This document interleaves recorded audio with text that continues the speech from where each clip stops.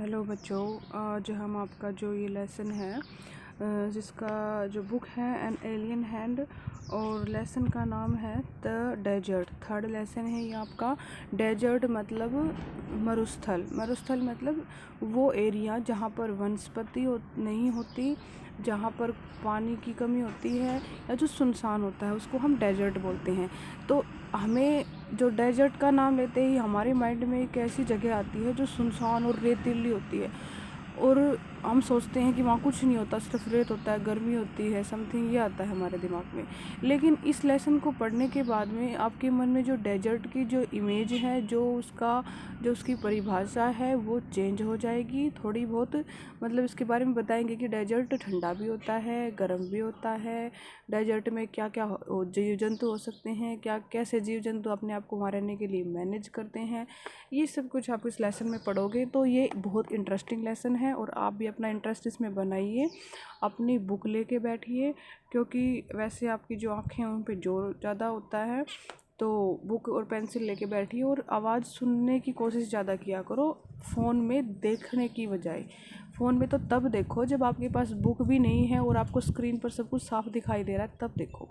चलो लेसन शुरू करते हैं। सबसे पहले इसका जो नाम है द डेजर्ट और जो इसका इंट्रोडक्शन है वो देख लेते हैं सबसे पहले। और ये a desert is generally without water and vegetation. जो एक मरुस्थल होता है वो जनरली मतलब आमतौर पर विदाउट वाटर बिना पानी के होता है, एंड वेजिटेशन और बिना वनस्पति के होता है। एक ग्रीन पैच एक हरा गुच्छा विद फ्रेश वाटर, ताज़ा पानी एंड ग्रीन ट्रीज और हरे पेड़ों के साथ in the middle of a vast desert. एक विस्तृत मरुस्थल के बीच में इज ए ब्यूटीफुल साइट। एक सुंदर दृश्य होता है, मतलब चारों तरफ आपके डेजर्ट है, कुछ नहीं है, उस पर कुछ नहीं उगा हुआ है, एकदम एकदम भूमि पड़ी हुई है और उस भूमि के बीच में थोड़ा सा गुच्छा टाइप, मतलब एक थोड़ी सी जगह के ऊपर हरे पेड़ और पानी होता है ताज़ा ताज़ा। तो कितना अच्छा लगता है, बहुत सुंदर लगता है वो। ये डेजर्ट में बी टू हॉट और टू कोल्ड। एक डेजर्ट होता है वो बहुत ज़्यादा गर्म भी हो सकता है और बहुत ज़्यादा ठंडा भी हो सकता है। Those of us who live in the regions covered with forest and surrounded by hills, those of us हम में से वो who live जो रहते हैं in the regions ऐसे क्षेत्रों में, covered with forest जो जंगलों से ढका हुआ होता है, and surrounded by hills और पहाड़ियों से घिरा हुआ होता है, may find it difficult उनके लिए ये मुश्किल होता है to imagine कल्पना करना what a desert is really like कि एक मरुस्थल कैसा वास्तव में दिखता है। The popular belief is that एक प्रसिद्ध विचार होता है कि it is an endless stretch, कि ये एक अनंत रूप से फैला हुआ, स्ट्रेच होता है फैला हुआ, ऑफ सैंड, स्ट्रेच होता है फैलाव, यहाँ पर ऑफ सैंड मतलब कि रेत का एक अनंत फैलाव होता है। वेयर नो रेन फॉल्स जहाँ कोई बारिश नहीं होती, and therefore no vegetation grows और इसीलिए बारिश ना होने की वजह से कोई भी वनस्पति वहाँ नहीं उगती। It is dry hot waterless, ये सूखा गर्म और बिना पानी के होता है, एंड विदाउट शेल्टर और बिना किसी आश्रय स्थल के, मतलब कि वहाँ रहने की भी जगह नहीं होती। But this is not entirely correct, परंतु ये संपूर्ण रूप से सही नहीं है। For those who have studied it, वो लोग जिन्होंने इसके बारे में अध्ययन किया है, the desert can be a beautiful place, कि जो एक मरुस्थल है एक वास्तव में सुंदर स्थान भी हो सकता है। It is the home of A variety of people, जो ये मरुस्थल होता है ये बहुत सारे अलग अलग तरह के लोगों का घर रहने का जगह होती है, रहने का स्थान होता है। एनिमल्स पशुओं का, एंड प्लांट्स और पौधों का, मतलब कि आदमी पशु और पौधे यहाँ पर रहते हैं।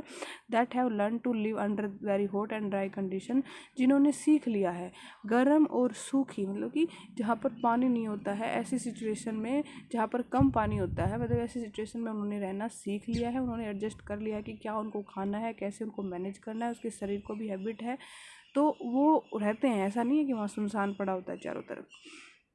True true the ground is not always hidden by, ये बात भी सच है कि जो भूमि होती है वो हमेशा ढकी हुई नहीं होती, हिडन होता है ढकी हुई, बाई एक कवर ऑफ ग्रास, एक घास के कवर से, घास की परत से, प्लांट्स पौधे, एंड ट्रीज पेड़ों से, as it is in other climate, जैसे कि जो दूसरी जगहों की जलवायु होती है, क्लाइमेट्स होता है जलवायु, जैसा वहाँ होता है वैसे ये ढकी हुई नहीं होती है हमेशा। But wherever it rains, परंतु जहाँ कहीं भी बारिश होती है, which is rare desert flowers, which is rare, जो बहुत मुश्किल होती है, मतलब कि रेयर मतलब दुर्लभ है, मतलब कि डेजर्ट में बारिश दुर्लभ है। पर जहाँ कहीं भी बारिश होती है डेजर्ट में, डेजर्ट फ्लावर्स ब्लूम, जो डेजर्ट के जो फूल हैं वो उगते हैं। And the sight can be as rewarding, और दृश्य इतना आरामदायक होता है, रिवार्डिंग होता है मतलब मन को खुश कर देने वाला, रिवार्ड होता है वैसे ही नाम, लेकिन यहाँ पर रिवार्डिंग का मतलब है मन को खुश कर देने वाला। As that of any tropical garden, जैसा कि उष्णकटिबंधीय बाग में होता है ना, ऐसा ही हमें वो अच्छा लगता है देखना। उष्णकटिबंधीय उद्यान, जैसे कि हरे भरे जो पेड़ जहाँ पर वो बाग होते हैं, उनको देखने जैसा ही हमें वो दृश्य भी सुंदर लगता है जब डेजर्ट में वो डेजर्ट वाले फ्लावर खिलते हैं।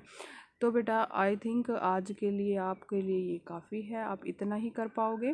तो लेसन हमने शुरू कर दिया है, आगे क्या कुछ होता है इसमें हम ये पढ़ेंगे। और ये पिक देखो आप, जो आपकी बुक में दी हुई है, एक ऊँट दिखाई दे रहा है आपको, ये पेड़ है डेजर्ट वाला, पीछे घर भी बने हुए हैं। तो यह आपको आगे बताएंगे कि किस तरह से ये लोग मैनेज करते हैं डेजर्ट में रहने के लिए, कैसे ये ऊँट अपने आप को मैनेज करता है, कैसे या डेजर्ट के जो जानवर पौधे हैं वो कैसे अपने आप को रहने के लिए देखते हैं। तो ये सब कुछ सीखने को आपको मिलेगा घर बैठे बैठे, इसलिए इंटरेस्टिंग है लेसन को अच्छे से देखो। अगर आपको कहीं और से, आपके दादा से, दादी से या नाना नानी के गए हुए तो वहाँ से, या किसी से भी आपको मरुस्थल के बारे में कुछ सीखने को मिलता है तो उनसे भी पूछिए, वो भी आपको बहुत अच्छी नॉलेज देंगे कि डेजर्ट या मरुस्थल होता क्या है, वो पक्का बताएंगे आपको कुछ ना कुछ इससे रिलेटेड। अगर नहीं पता है तो ठीक है, बुक से आपको पता लग ही रहा है, आपको बड़े होने के बाद और अच्छे से पता लग जाएगा। ठीक है बेटा, आई थिंक काफ़ी हो गया ये तो।